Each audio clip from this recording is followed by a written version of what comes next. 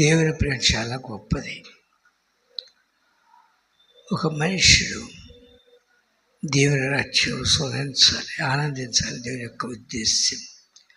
లోకంలో మనుషుడికి ఏమీ మేలు దొరకదు. లోకం ప్రేమించిన ఏ మనుషుడు కూడా దేవునితో ఉండడు. అయితే దేవుడు నీ కొరకు నా కొరకు ఒక పట్టణాన్ని వచ్చాడు. ఆ పట్టణం మనం ఉండాలని ఆశించారు. అయితే అది పరిశుద్ధ పట్టణం. అక్కడ అపవిత్రులు పోకూడని పట్టణం. కానీ నీతిమంతుడు లేడు, ఒక్కడు కూడా లేడు.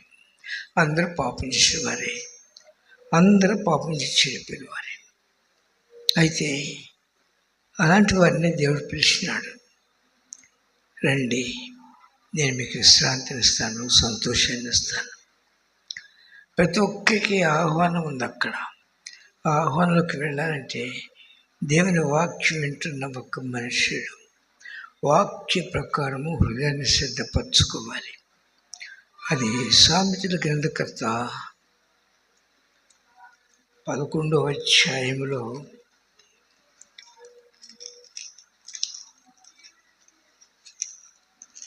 చూడండి. ఇక్కడ చూసినట్లయితే మనము 12వ అధ్యాయము 11వ వాక్యంలో, తన భూమిని స్వేచ్ఛపరుచుకునే వానికి ఆహారం సమృద్ధిగా దొరుకుతుంది. భూమిని స్వేచ్ఛపరుచుకోవాలి. భూమి అనగా మనిషి యొక్క హృదయం.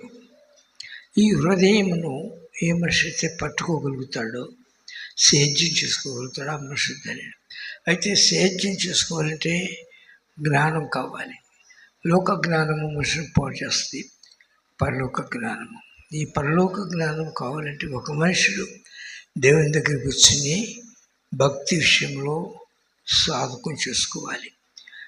అలా సాధకం చేసుకున్నప్పుడు ఆ మనిషి యొక్క హృదయం సిద్ధపరుస్తారు కనుక ఈ లోకంలో అతనికి గొప్ప దీవెన ఉంటుంది. ఈ లోకంలో సంతోషం ఉంటుంది. ఆయన అక్కలు ఈ లోకంలో ఆ మనిషిని పదిలపరుస్తాడు. ఈ లోకం వచ్చిన తర్వాత మహిమలో ఉంటాం. ఏ మనిషి అయితే ఈ మాటను తన హృదయంలో దాచుకుంటారో ఆ మనుషుడు దాని కొరకు ప్రయాసపడతారు. రెండవదిగా ఆ పరలోకం కొరకైన ఆశలు కాకుండా దేవుడు నన్ను ఎందుకు సృష్టించారు, నా పట్ల దేవుని యొక్క ఉద్దేశం ఏమిటి అనేది గ్రహించిన మనుషుడు తన సొంత మార్గంలో వెళ్ళడు. శత్రువు చాలా జ్ఞానం గలవాడు. మనిషిని ఎలాగైనా సరే దేవుని నుండి దూరపరచాలని చూస్తూ ఉంటాడు. అయితే దేవుడేమో మనుషుల్ని ఆయన వైపు మలుపుకొని చూస్తున్నాడు. శత్రువేమో ఆయన చిల్లాగి వేయాలని చూస్తున్నాడు. కనుక ఇక్కడ నువ్వెంత ప్రార్థన చేసినా, నువ్వెంత కాలం దేవుని దగ్గరకు వచ్చినా దేవుని భయం లేకపోతే ఆ మనుషుడు దేవునితో ఉండటం చాలా కష్టం. దేవుని భయం కలిగినప్పుడు ఆ మనుషుడు దేవుని విశ్వాసం ఇస్తారు. విశ్వాసం ఎప్పుడైతే నీకు ఉంటుందో నీ యొక్క గుడారం నుంచి దేవునికి ఇష్టం కాదని తీసేసుకుంటావు. అది ఎప్పుడు అర్థమవుతుందంటే నీకు దేవుని కూర్చొని ప్రార్థన చేసినప్పుడు అర్థమవుతుంది.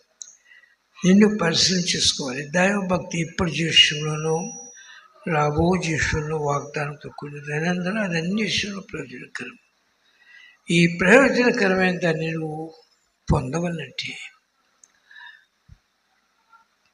దేవుని సన్నిధిలో ప్రార్థించాలి. ప్రార్థన లేకుండా బోధించిన, ప్రార్థన లేకుండా ఎదిగినా ఏమవుతుందంటే ప్రార్థన లేని మనిషిని శత్రువు బంధిస్తాడు.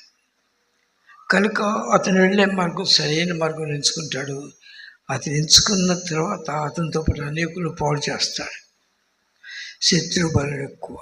కనుక పాముల వల్ల వివేకమును పౌరులను నిష్కాపట్యం కలిగి జీవించటము క్రైస్తవునికి అవసరమైనది. తన నివాసం ఇది కాదు. మనం యాత్రికులము. ఈ లోకం అనేది మన వెంట రాదు, రావడానికి అవకాశం లేదు.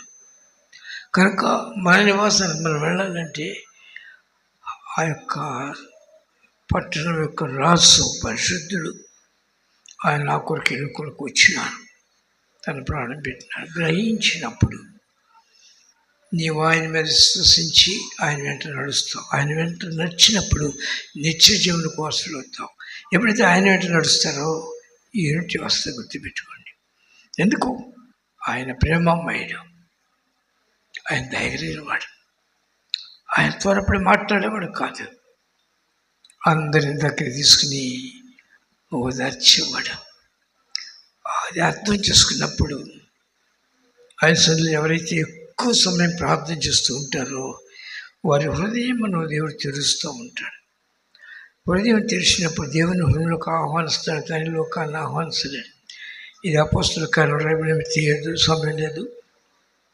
పౌలు గారు బోధిస్తూ ఉంటే, ప్రియ సోదరులారా, ఓదారంగా పొడవుకునే ఒక తల్లి వచ్చి అక్కడ కూర్చుంది. ఆమె ఆసక్తితో వాక్యం వింటుంది. హృదయం తెరవబడినది. ఆసక్తి కావాలి. దేవుని వాక్యం అందులో ఆసక్తి ఇక్కడ ఉన్నప్పుడు నేను ఎలాగండి ఓదారంగా పొడి అమ్ముకోకపోతే బ్రతకలేనేమో, లేదా ఆమెకి జీవపు మాటలు నీకు ఇవ్వబడిన సమయమును లోకంలో కొరకు ఖర్చు పెట్టదు. ఎందుకంటే దేవుడి శక్తి మంత్రుడు నిన్ను పోషించగలడు, నేను దీవించగలడు. ఆయన కొరకు బ్రతకాలి. రెండవదిగా రక్షింపబడిన తర్వాత ప్రియసోదరులారా, ఒక మనిషి దేవుని సన్నిధిలో కూర్చుని ఆయన మాట ప్రకారం జీవించడం నేర్చుకోవాలి. ఈ వాక్యం అనేక సార్లు చదువుతూ వాక్యము ప్రకారం నడుచుకోకపోతే బోధకుడైనా ప్రవక్త అయినా విశ్వాస అయినా తల్లకిందులు పడిపోతారు. గుర్తుపెట్టుకోండి. బోధ చేసినంత మాత్రం పరలోకి వెళ్ళాలి, నేను వెళ్ళటానికి అవకాశం లేదు. చాలా తేలికైన బోధలు వస్తున్నాయి ఈ దినాల్లో. మనుషుల్ని నవ్వించే బోధలు కాదు. నీకు అవసరం లేదు. నీ హృదయమును దేవుని సన్నిధిలో తేటపరిచి శుద్ధీకరింపజేసి దేవుని సన్నిధిలో యథార్థమైన జీవితం జీవించి యథార్థంగా దేవుని దగ్గర నడిపించే వాక్యమే, ఏ మనుషుడికి కాదు. ఎవరి వైపు, అందుకనే చాలామంది సేవకుని వైపు చూస్తూ ఉంటారు. ఏ సేవకుని వైపు చూడవద్దు, యేసు వైపు చూసి వెళ్ళాలి. యేసు వైపు నువ్వు చూడాలంటే నువ్వు మొదట నేర్చుకోవాల్సింది బైబిల్. ఇది నడిపిస్తుంది. ఈ వాక్యం చదువుకుంటున్నప్పుడు దైవభక్తి అన్ని విషయంలో ప్రయోజనకరమైంది. నాకేం ప్రయోజనము? నేను వాక్యం చదువుకుంటాను, ఆయన వెంబడిస్తే నిశ్చయం వస్తాయి. ప్రేసలారా, అది గ్రహించినప్పుడు దేవుడు నీ పట్ల నా పట్ల చేసిన కార్యమును మర్చిపోం. ఏం కార్యం చేశాడు? మీరు చెప్పొచ్చు, కార్యాలంటే మాకు అప్పులు తీరినాయండి, మాకు పిల్లలు పుట్టారండి, లేకపోతే మాకు ఏదో జరిగింది. అది కాదు. నిన్ను ప్రేమించిన ప్రభు తనకున్న సమస్తము త్యాగం చేసి ఈ లోకానికి వచ్చి తన ప్రాణాన్ని పెట్టి ఆ రక్తంతో నిన్ను కడిగి ఆయన మరణించి నీకు జయమిచ్చినాడు. అది జ్ఞాపకం చేసుకుని, నా ప్రాణమా యెహోవాను సన్నిధించు, నా అంతరమున సమస్తమా ఆయన చేసిన ఉపకారాలు దేన్ని మరవది. ఆయన నన్ను రక్షించాడు. లోకంలో నన్ను శత్రు చేతిలో బంధింపబడి నన్ను దరిద్రతలో నన్ను ప్రేమించి రక్షించాడు కనుక నేను ఆయన కొరకు జీవించాలి. అందుకే దేవుడు నేను సృష్టించినందుకు ప్రాణమా తినుము, త్రాగుము, సుఖించము, సంపాదించము, పొక్కల కంటే పెద్ద హై లెవెల్లో ఉండాలి. అందుక నేను గనపరిచే తనకి దేవుడు ఇష్టపడుతున్నాడు. నువ్వు మొదట ఆయన కనపరచాలి. ఆయన నీ కొరకు వచ్చినాడు, నువ్వు ఆయన కొరకు జీవించాలి. కనుకనే రక్షింపబడిన ప్రియ సహోదరుడా, నీ హృదయం ఎల్లప్పుడూ వాక్యమైన అర్థంలో పరిశీలన చూసుకుంటూ నేను పరీక్షించుకుని నీలో ఉన్న సెట్ చేసుకోవాలి. అతని దగ్గర నిలబడినావు, మోకాన లేక కళ్ళంలో పూసి ఉన్నది, అర్థం అక్కడ పడేసి వెళ్ళావంటే నీకేం ఫలితం ఉండదు. అందరు నవ్వుతారు ఏడన్నా. కానీ అర్థం దగ్గరికి వచ్చినప్పుడు నీ ముఖం మీద ఏది ఉందో అది తుడిచి వేసుకుంటావు. అది బైబిల్. అది నేను నడిపించే జీవ మార్గం. నేను ఎంతకాలం వచ్చాను, ప్రార్థన చేశాను, లేకపోతే బోధించాను, దానికి ఏంటి ఫలితం? దానికి కాదు. నేను ఎంతవరకు క్రీస్తు వద్ద నడుస్తున్నాను. నా గురువులు నన్ను స్వరం వింటాయి, నన్ను వెంబడి ఉంటాయి. దేవుని వాక్యమే స్వరం. ఈ వాక్యాన్ని నీ వాక్య ప్రకారం జీవించాలి. దుష్టురాల్సిన సుప్రణుడుక, పాపల మార్గం నిలువక, అపహాసులు కూర్చుండుక అనేది కాదు. నేను లోకం నుంచి విడిపించిన తర్వాత మళ్ళీ లోకంలోకి వెళ్ళకూడదు. ఎందుకు వెళుతున్నావు లోకంలోకి? ఎందుకు దీనిలో మనసు పెడుతున్నావంటే దేవుని ఎందుకు విశ్వాసం నీకు లేదు. ఆయన ఉన్నాడనే విశ్వాసం లేదు నీకు. ఎవరేదో జీవితాన్ని చేస్తూ ఉంటావు. ప్రియసులారా, ప్రార్థనకు వచ్చినంత మాత్రాన, నీళ్ళలో మునిగినంత మాత్రాన అది రక్షణ కాదు. హృదయానికి సంబంధించిన రక్షణ. దేవుడి కొరకు ప్రాణం పెట్టిన తర్వాత నేను రక్షించినాడు. ఆయన కడిగి రక్షించిన తర్వాత నా తోటలో పనిచేయి, అదే ఆయన చెప్పేది. ఆయన తోటలో పనిచేయాలి. నన్ను రక్షించాడు, నేను పరలోకం తిన్నగెళ్తాను, కనుక ఈ లోకంలో కావాల్సినంత పోగేసుకుంటాను కదా దేవుడిని పిలిచింది. నువ్వు ఒక రాజు తెలుసా? పరిశుద్ధతను ప్రేమించినప్పుడు దుష్టుని నీ పాదములు కదా చెతకు దొక్కిస్తాడు.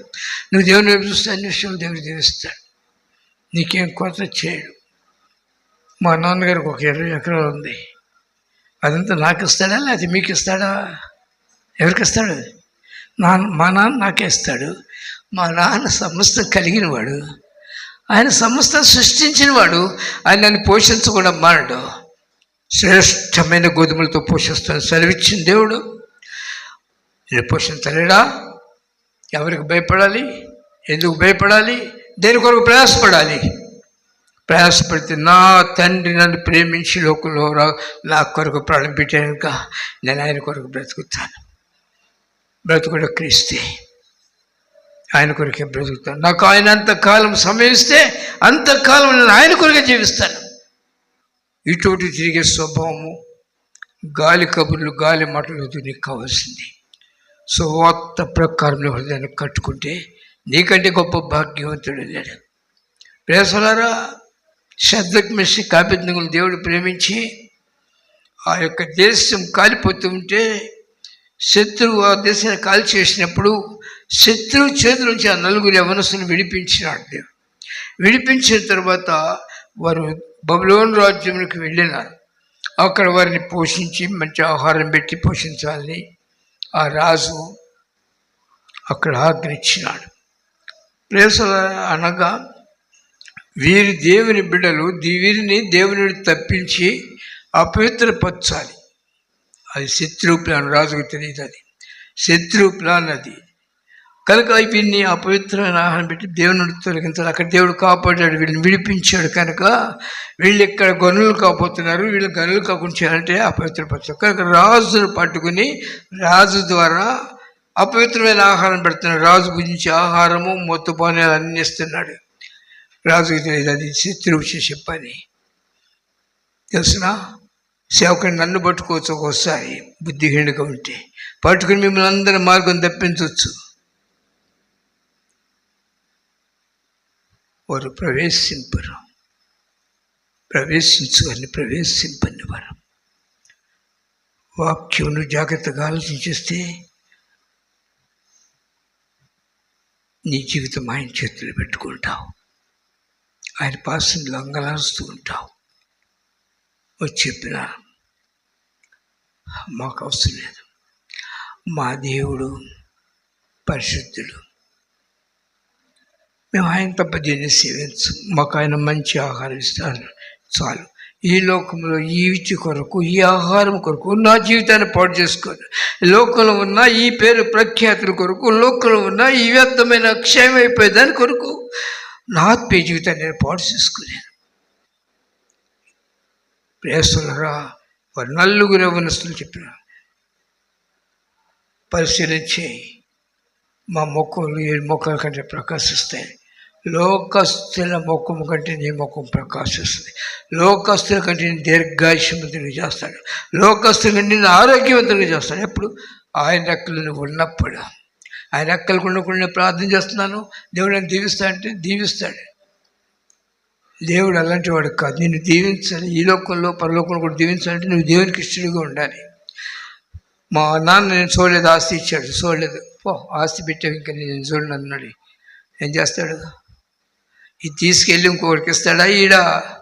ఇవ్వలేదా? ఎవరు? యోధా దేవుని మాట వినందువలన అనేక సార్లు బ్రతిలాడిన వినకపోయినందువల్ల యోధాకి ఇచ్చిన సింహాసనం తీసుకుని వెళ్ళి మత్తీకి ఇచ్చాడు. గుర్తుపెట్టుకో, నీవు నీ ఇష్టానుసారంగా జీవిస్తే పరలోకంలో ఉండవు. ఉండకపోయినా పర్వాలేదు, ఎవరు చూసినట్టే పో, నీ ఇష్టము. నీ సొల్లు కాచుకుంటాను, నీ జీవితాన్ని సర్చ్ చేసుకుంటానికి దేవుని వాక్యం ఇక్కడ ఉంది.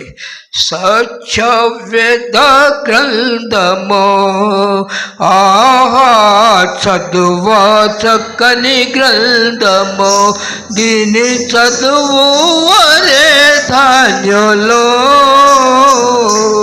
సత్యవేద గ్రంథము, ఈ దేవుని ధర్మశాస్త్రం ఎంతమంది ధ్యానం చేస్తున్నారు, ఎంతమంది చదువుతున్నారు? పేసలరా, ఎంతమంది దేవుని వాక్య ప్రకారం వారి జీవితాన్ని క్రీస్తుని వాక్యంలో కట్టుకుంటున్నారు? నీ వాక్యంలో కట్టుకుంటున్న ఎలాంటి వ్యక్తివైనా బాగుపడతావు. అవ్యభిచారాల పట్టుబడిన స్త్రీ దేవుని దగ్గరికి వచ్చినప్పుడు రక్షించినాడు, మరణం నుంచి విడిపించాడు, తన జీవితాన్ని దేవుని చేతులకు అప్పగించింది. ప్రభువా, నీవు నాకు కావాలి, నీ పాదసన్నిధిలో నేను ఉంటాను.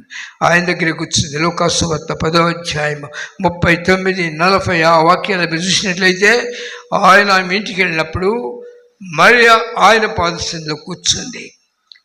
సోదరులారా, ఎందుకు కూర్చుంది? నేర్చుకుంటాను ఆయన మాటలు. ఆయన దగ్గర కూర్చుని ప్రార్థన చేస్తే నీతో మాట్లాడతారు. నీ దగ్గరికి వచ్చింటే తెలుసునా, నీ ఇంట్లోకి వచ్చి కూర్చోవాలంటే నీ గుడారం నుంచి దుర్మార్గం తీస్తే మొదట ఆ దుర్మార్గం నీకు అర్థం అవ్వాలంటే దేవుని వాక్యమే. ఈ వాక్యమే నీకు అర్థము. ఇది నేను నీకు బయలుపరిచింది. లేకపోతే నీ కన్నులకు ముసుకేస్తాను కనుక నేను వెళ్ళే మార్గం బాగానే ఉందంటాడు కదా. నేను వెళ్ళే మంచి మార్గం వెళ్తాను అని ఏమంటావు? నేను వెళ్ళే మార్గము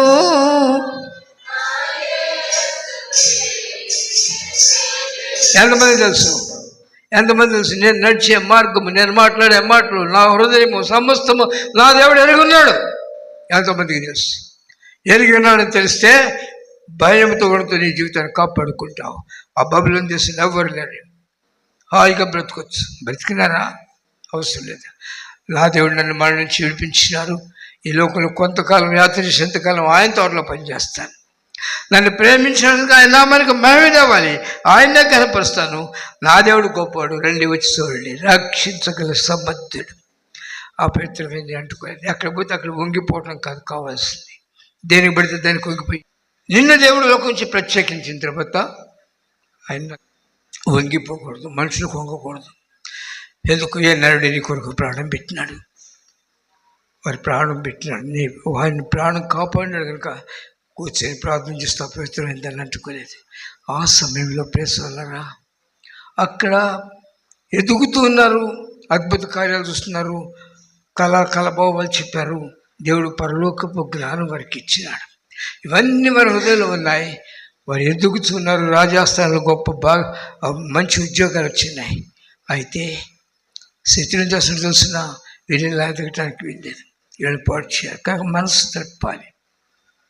రాజుగారి దగ్గర భయం భక్తులు కలిగి జీవించలాగా రాజు ప్రతిమ మొక్కుతారు లేదా? వీళ్ళు ప్రతిమ చేసి మొక్కుమన్నాడు. నువ్వు నిజమైన క్రైస్తవుడు అయితే నువ్వు దేనికి తల ఒక్కకుండా అంటే ఏది రమ్యమైనవో, ఏవి ఖ్యాతి గలవో, ఏవి మేలైనవో నీవు తెలుసుకోవాలంటే వాక్యం నీకు కావాలి. ఈ వాక్యం హృదయంలో ఉన్నప్పుడు వాక్యం శుద్ధీకరిస్తుంది. శరలోకి పోకుండా, సమస్యలకు పోకుండా విడుదల చేయగలిగింది వాక్యం. అర్థం కాకపోతే నీ ఇష్టాన్ని నువ్వు నెరవేర్చుకుంటే ప్రియులారా చూడండి, ఆ కుమ్మరుడు ఉన్నాడు, తండ్రి ఎంతో కష్టపడి ఆస్తి సంపాదించి పెట్టి అతని క్షేమంగా చూస్తుంటే నా స్వేచ్ఛని కోరి వెళ్తానన్నాడు. స్వేచ్ఛ, క్రైస్తవులకు స్వేచ్ఛ లేదు. క్రైస్తవ జీవితంలో యాత్ర ముగించే వరకు సిలువ మోయిసు, సిలువ వైపు చూచుచు తన యాత్ర ముగించాలి. తన సిలువను తను మోయిచు సిలువ వైపు చూచు యాత్ర ముగించాలి. అంతేకాని నేను బోధకుడిని వెళ్ళిపోతాను, పనులకు వెళ్ళిపోతావు. ఎక్కడికి వెళ్తావు? నువ్వు ఏర్పరచుకునే స్థానానికి వెళ్తావు. వీటిని జాగ్రత్తగా జీవిస్తూ ప్రభు మమ్మల్ని చేయాలి. మేము వారి యొక్క గురి దేవుని దగ్గర కూర్చొని అడుగుతూ ఉన్నారు, ప్రార్థన చేస్తున్నారు. శోధనలు వచ్చినాయి, దేవుని సన్నిధిలో ఉన్నాడు. నేను కాపాడలేడా? నిన్ను రక్షించుకున్న దేవుడు నీతో ఉండలేడా? నీకు భోజనం పెట్టలేడా? ఆయన దరిద్రుడా? ఆయనకేం లేదా? ఎందుకు నువ్వు ఆయన కొరకు బ్రతకవు? జాగ్రత్తగా జీవించి ప్రార్థన చేసుకుంటున్నప్పుడు ఆ ప్రతిముఖం మొక్కుమన్న సాతాన్ని మరల వరకు కూర్చోబెట్టినారు. ప్రతిముఖం మొక్కుమన్నారు. రాజుగారు పిలిచారు. ప్రతిముఖం మొక్కలేదు. రాజుగారు పిలిచారు. వెళ్ళారు. ఏమి శత్రుఘ్మేషి కాబెద్దుగాను వాళ్ళ నా గొర్రెలు నా స్వరను అవి నన్ను వెంబడించును, వాడికి నేను నిత్య జీవాన్ని ఇస్తాను. లేకపోతే ఏమో తెలుసా, ఒక గొర్రె బయలుదేరింది 10 గొర్రెలు వేసుకుంటుంది. అది ఒక ముఠా కట్టేది, ఇది ఒక ముఠా కట్టేది, అదొక ముఠా, ఏటోటి చెదిరిపోతాయి గొర్రెలు. వాక్యానికి పోయి చెదిరిపోతాయి. గొర్రె ఎవరంటే నడవాలి? కాపరి వెంట నడవాలి. కాపరి ఎవరు? నేనా? ఎవరు కాపరి? హెస్సు వైపు చూడు, నీ రక్షకుడు, నా రక్షకుడు, నిన్ను నన్ను ప్రేమించినవాడు, నా కొరకు దిగి వచ్చినవాడు, నా కొరకు ప్రాణము పెట్టినవాడు, ఆ పుణ్య రక్తులను కడిగి పవిత్రపరిచినవాడు. నా యేసుతో సమానులు వారు లేరుగా, వేరొకరు లేరుగా.